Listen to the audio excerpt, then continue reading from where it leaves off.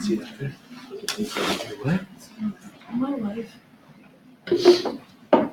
You probably want me to try to suck down on this a little bit so you don't have so much Don't to. forget your snacks and your water. In case I need to go back. Look at all that water up there. Oh, my Nutter Butters. Thank you.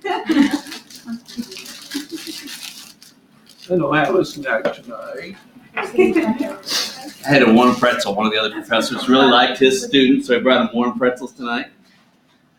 And I took one of them. I was going to bring it in here and say, well, you guys really should have been in his class. But...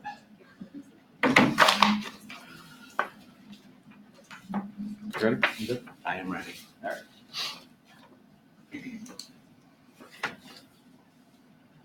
All right. Good evening, everyone. My name is Joe. My group is composed of myself, Stacy, Alyssa, Nicole, and Patricia. We're going to be talking about compensation, going over different regulations affecting compensation, executive compensation, and then I'm going to touch on the different types of compensation as a broad subject. So the first type of compensation I want to talk about is base pay.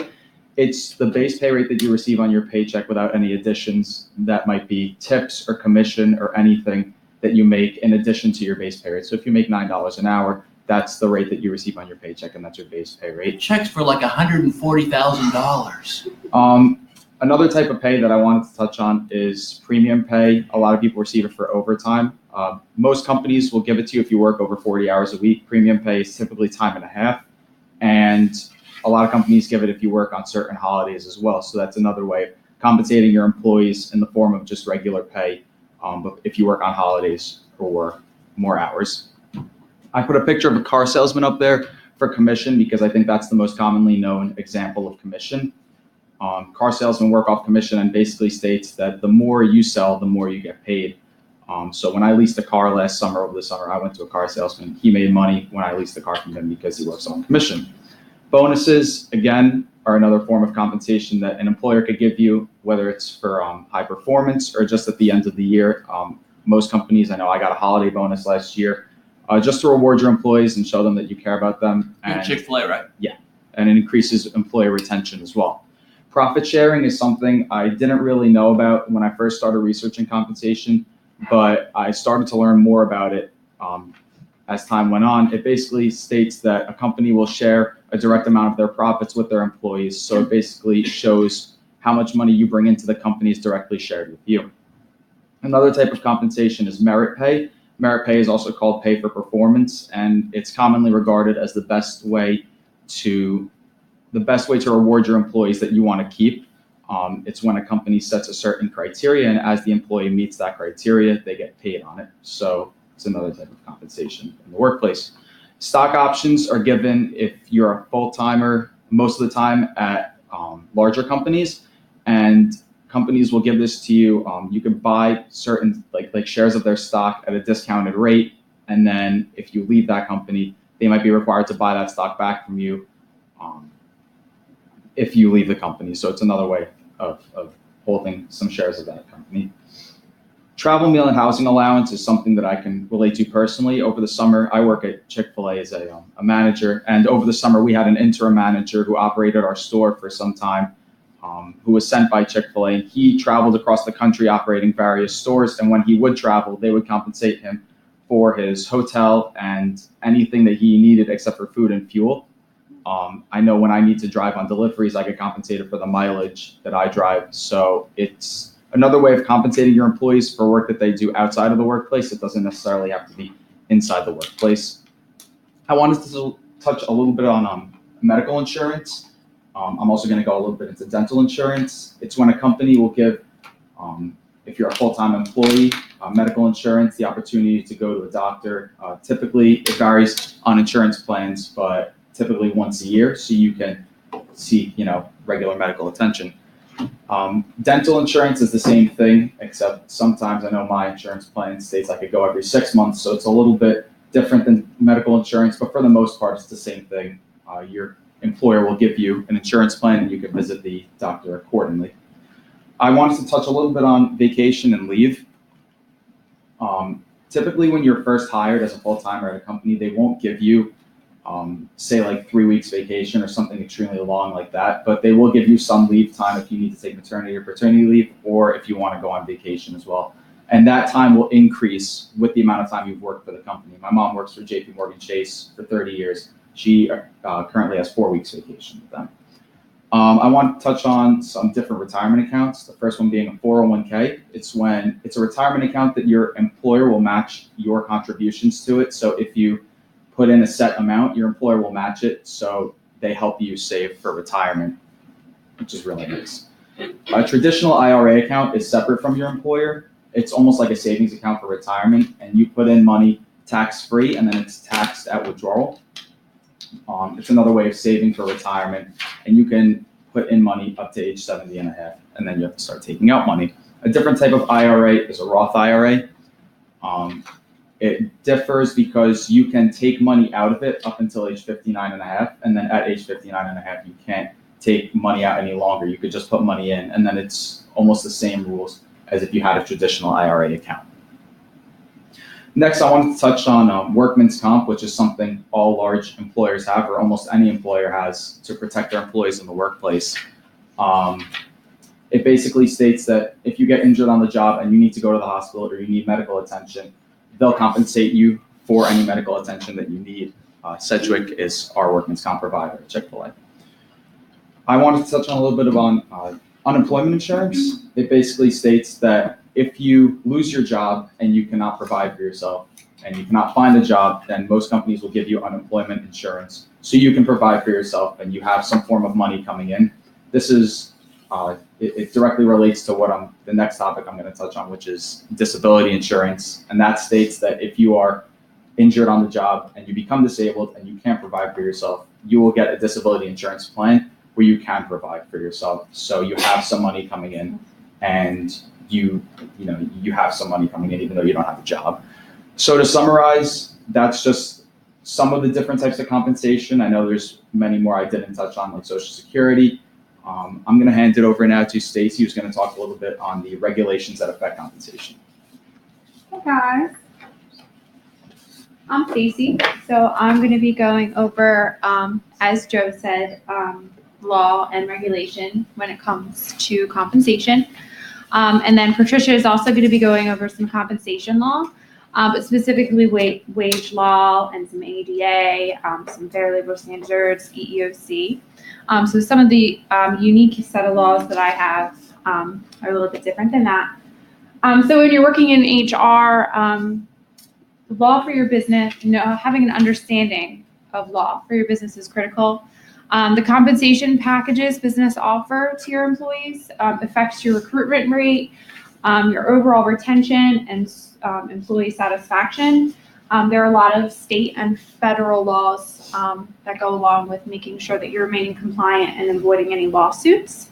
The first thing I'm going to talk about is collective bargaining. That is mostly in a union setting. It usually is used where employees have chosen to be represented by a union, and it's covered under the NLRA, and it gives employees the right to collectively bargain.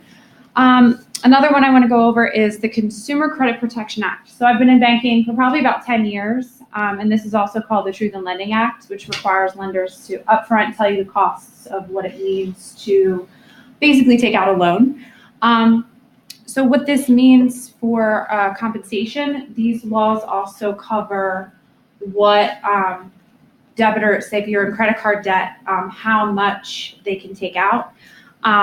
And it prohibits employers from being employees from being terminated for a single garnishment. So you can't get fired for that. You can get fired for garnishment. You can, but not a single one. So say if you have one garnishment, you can't get fired. If you have multiple, you can get fired for that, but not just one. The next act I want to talk about is actually new, known as the Tax Cuts and Jobs Act, and that lowered the corporate rate from 35% to 21%, and it gives you back, the companies back more money now. My company alone, they gave us back an extra Christmas bonus at the end of the year, and they also gave us they lowered the company standard to, I think, $12 an hour. So they, Which bank do you work for? Fulton Bank, Fulton Financial. Just pick it up with the next slide. So for Federal Insurance Contributions Act, that goes over contributions deducted from your paychecks, which is another deduction, Social Security. Originally known as the ODASHI provisions, it provides a program that provides federal aid for the elderly and disabled workers. And then there's a Medicare provision, which was passed in 1965. And that provides medical to also elderly. When you're talking about retirement, you want to go over the ERISA Act, the Employee Retirement Income Act. And that was passed to ensure that the pensions offered by employers meet the standards, and then they were received by employees. It doesn't require you as an employer to have a pension plan, but it does require to be fair when you offer one. There are a few laws and regulations that a lot of us know when it comes to executive compensation, being Sarbanes-Oxley, and also Sarbanes-Oxley. As we all know, it requires, for executive compensation, it requires all of the perks to be outlined and approved by the board of directors, and it has to be all shown on their taxes. And next required by law is unemployment. It's usually mandated by state law, and each state administers separate insurance programs, and the benefits amount usually determined by the length of the time of employment, and again, determined by state law. Next, I want to talk about FMLA, Family Medical Leave Act. This is actually when I gave birth to my son, so I had to take FMLA, and it gives you 12 weeks per year protected leave to care for a child, or birth or adoption, and to care for any family members that you might have that are sick, or even for yourself. The next I want to go over is COBRA. It entitles all eligible employees and spouses and the dependents to have health benefits for up to 18 months after employment. And under COBRA, employees are they're able to purchase extended leave after termination of employment. HIPAA, you're probably thinking, well, we all know HIPAA as, it's the Health Protection Act, and it protects your information when being shared electronically, so your health information isn't compromised.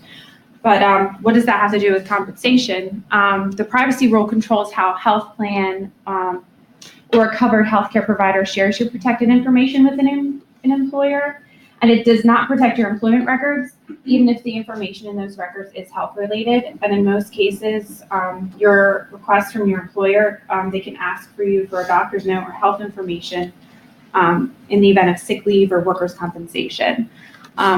Workers' compensation, that also varies from state to state, and it benefits workers, as Joe had said, to help with medical care to injured workers who are injured on the job. And they're usually based on workers' wages and the number of dependents that they have.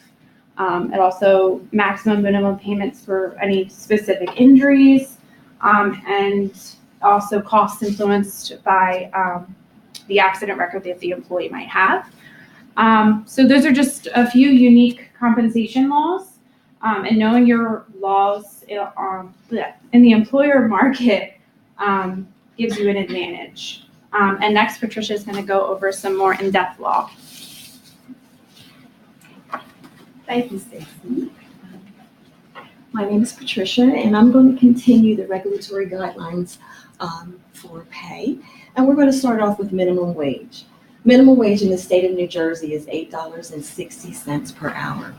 For tipped employees, it is $2.13 per hour, and the difference to get to minimum wage must be made in tips, or the employer becomes responsible. Now, I am a small business owner in the state of New Jersey, and I say that the federal minimum wage is $7.25 just is not enough.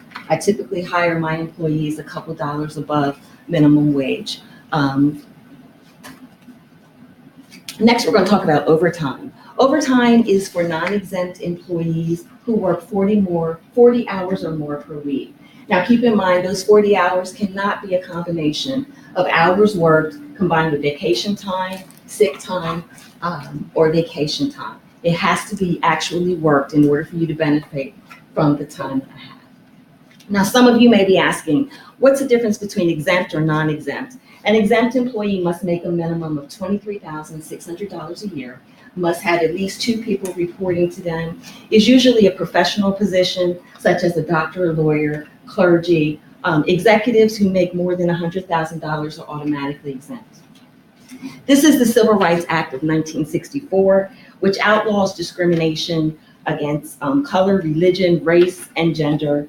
It requires equal access to public places, the right to employment, the right to vote, and desegregation of schools. Next, we have the EEOC, which is the Equal Employment Opportunity Commission. It ensures that policies and procedures are related directly to the job and not towards a protected class.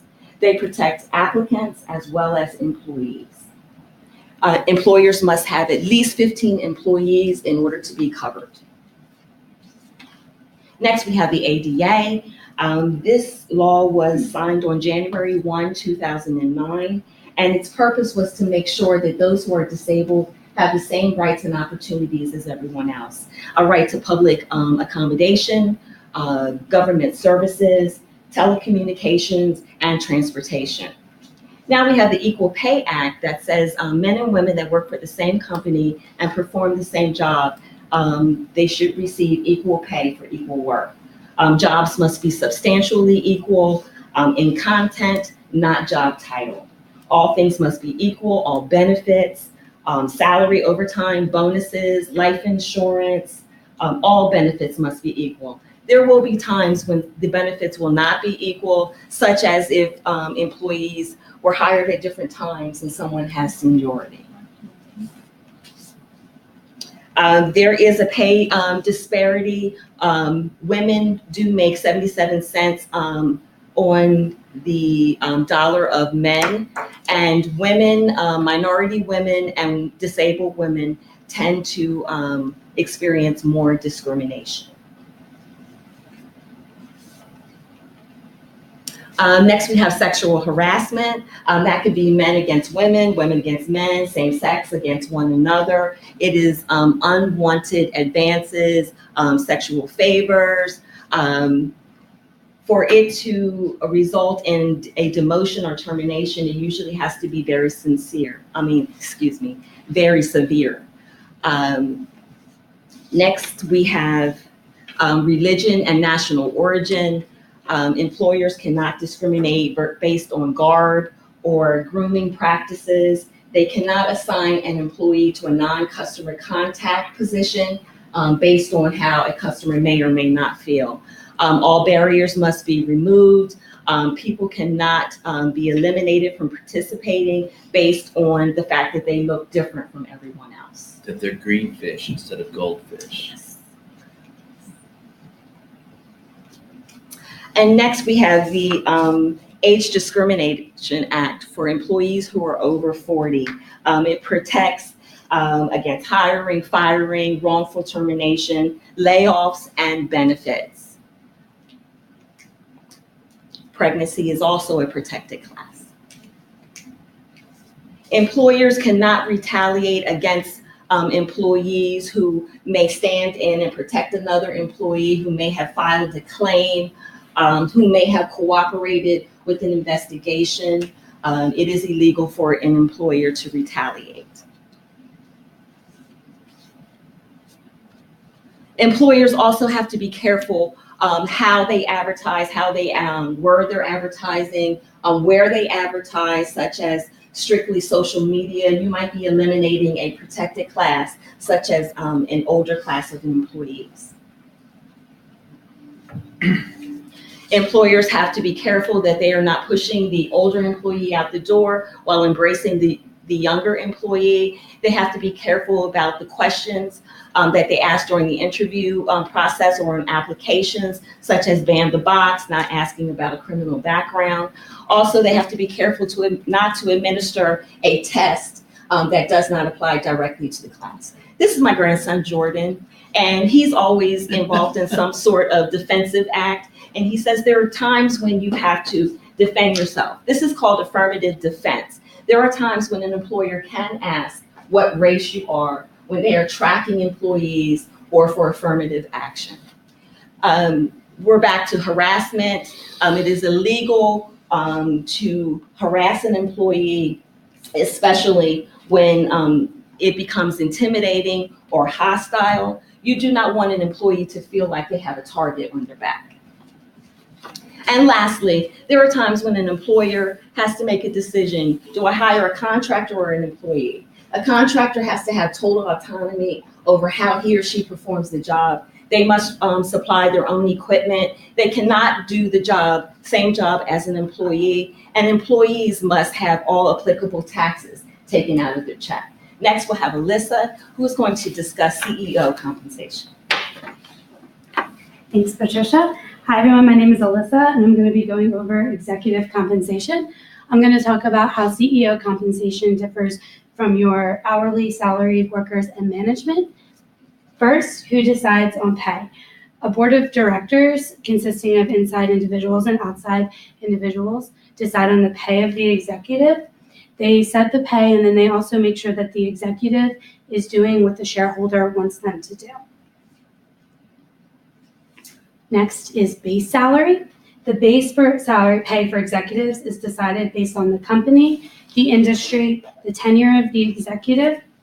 Executives are paid like other staff. They are paid monthly, weekly, or biweekly, and that's similar to other employees. All right. Next, in 1993, a federal law was passed that limited $1 million as the amount companies could deduct as an expense for tax calculations. However, the exception to this cap was certain compensation that was considered performance-based that was not capped. However, as Stacey mentioned, with the 2017 Tax Cuts and Jobs Act, there was a repeal that now compensation for the 3 highest paid executives must be capped at $1 million, regardless of whether it was performance-based or not. Next, we're going to talk about short-term incentives. The purpose of an annual incentive is to compensate executives for achieving the company's short-term business strategy.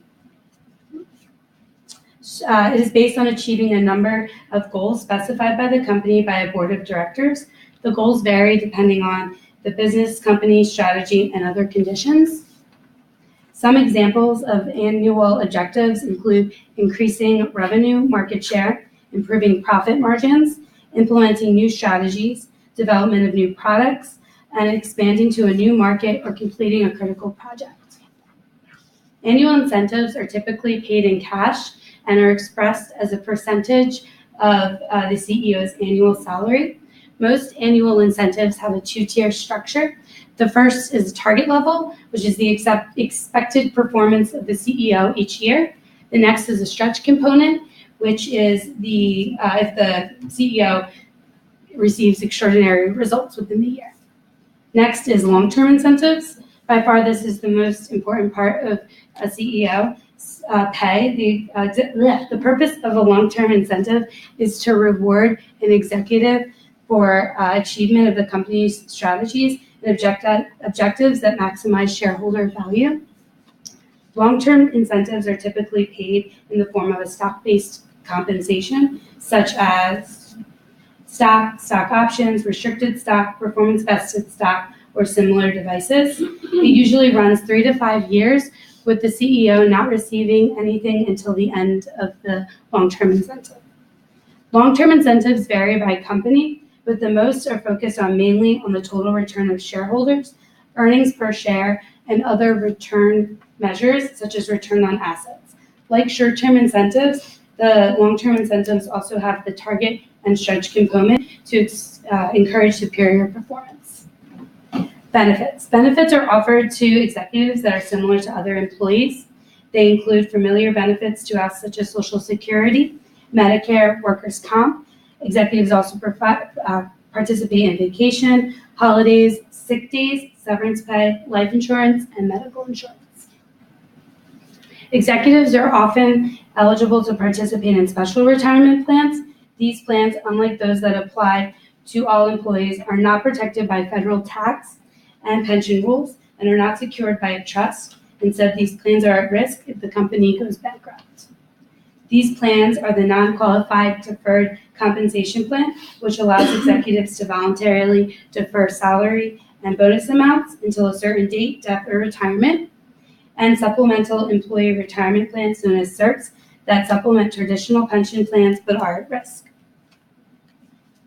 Many non-qualified deferred compensation plans and SERPs are restoration plans designed to allow executives to save the same percentage of income as other employees may save in tax-favored plans, but these plans are not protected. Then next is perks. This is one of the most familiar things that we know with executives. Executive perks constitute additional compensation for senior executives which are not available to other salaried employees. These extra benefits are normally structured to recognize the value of the executive and the extraordinary demand on his or her time and other unique conditions. Some of these perks are structured to maximize executive work time, including drivers to and from work, convenient parking, installation of home communication systems, financial planning, and even the use of company plans for travel. Others recognize the unique positions on executives by providing security both at work and at home. Many executives are also covered by severance, which provide for payments to executives in case of involuntary termination, except for in the case of event of termination for cause. They are often included in agreements for executives hired from outside the company to encourage him or her to leave prior to an arrangement occurring. Change in control agreements, also known as golden parachutes, compensate executives for loss of job due to merger or sale. They are structured to provide additional protection to executives in the event of change in control, thereby allowing executives to focus on sale or merger opportunities that are best interest of the shareholders. We learned about golden parachutes in Dr. Ridgen's management and compensation class, and it just kind of upsets me because I think that all workers should be protected, not just the ones on top. Next is Nicole, and she's going to explain how compensation is used.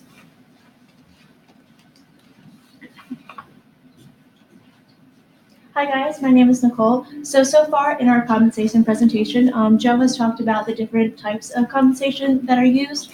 Stacy and Patricia talked about the various regulations that go along with compensation, and Alyssa went over briefly about executive compensation. Now I'm going to go into how compensation is used and why companies use it. For the most part, compensation is a monetary value to use for to show your appraisal for all your employees' hard work and dedication to their company. This can also be compensation, benefits, insurance plans, and retirement plans. When you do this, it will show that you appreciate your employee, and it will ultimately make them a happy employee. When you have a happy employee, that will correlate into happy customers. When you have happy customers, they will bring more people to your company and make it more successful. If you don't deal with customers hand to hand, it will also increase the employee's productivity. So when you have those two things, the success of your business will increase greatly. Compensation actually starts all the way in the recruitment stage. The reason being is you're trying to persuade an employee to choose your company over all the rest. So let's say you have a hotshot employee that will benefit your company greatly. By showing, first you want to look at the competitor's compensation, see what they are giving out. From that, if your company can afford it, you want to make sure you have better compensation, better benefits, better sick time, better vacation time, and all those things, because you want to get that employee to choose your company over all the rest. Once you get that employee, make sure you're not overshooting your shot with them. If their expectations are up here, they think they're going to get X amount of money, and in reality, you're only giving them half of what you gave them and giving them not the right amount of benefits and all that kind of stuff, they're going to be frustrated, they're going to be disappointed, and like I said before, they most likely have a million opportunities out there, and they're going to leave and they're going to go to somewhere else. But if you do promise them and give them everything you said you would, you're going to retain them, hopefully willingly. But when you retain your employees, it will help you greatly in the end. You want to make sure they feel appreciated, you want to reward them, and all that good stuff.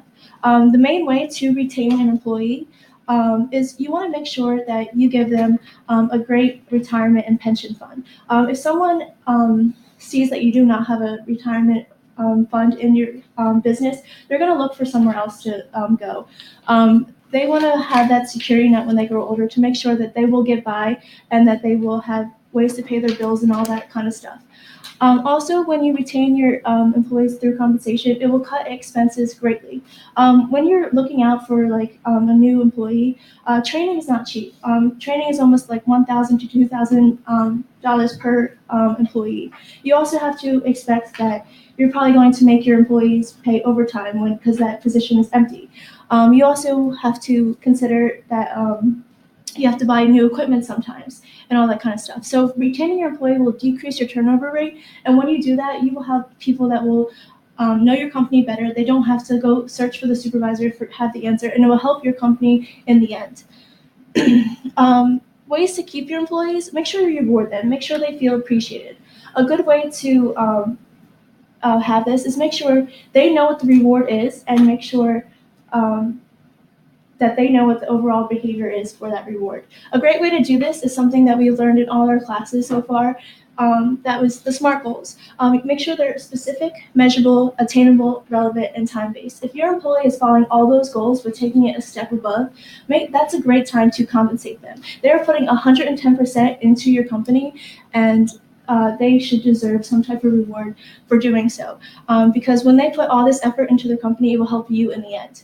A great way companies do this is have at the end of the year bonuses. Studies have shown that the increase in motivation when they know they're going to get something, because everyone wants to get the extra money to pay for Christmas stuff, to pay for vacation. So when you have that motivation of like, I did X amount of work and I'm going to get that, it's going to help you greatly. Also, when you compensate people, the overall morale of your business is going to increase. I know for resorts, I work at resorts, they do like different types of competitions. Like they compare each different department.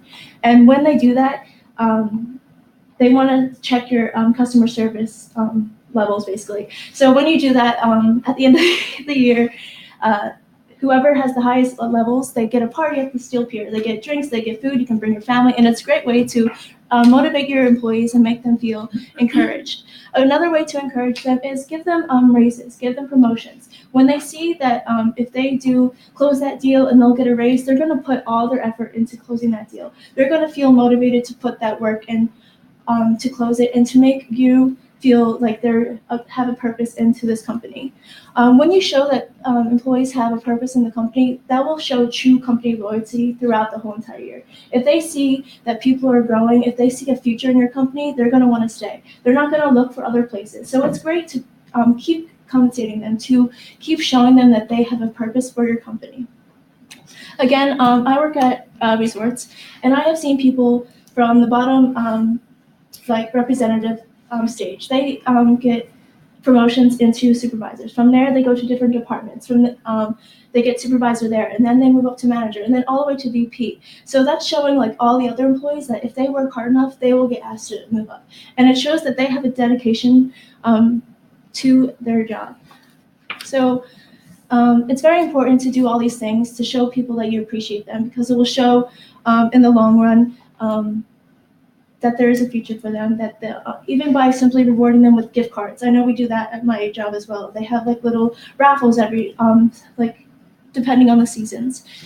So a little recap, make sure you start in the recruitment stage. When you start in the recruitment stage, after you recruited them, make sure you retain your employee. When you retain that employee, the ways to do it is reward them, encourage them, motivate them. When you do that, all the morale of your company will stay. And in the end, just those little things will help greatly when you compensate your employees. Thank you.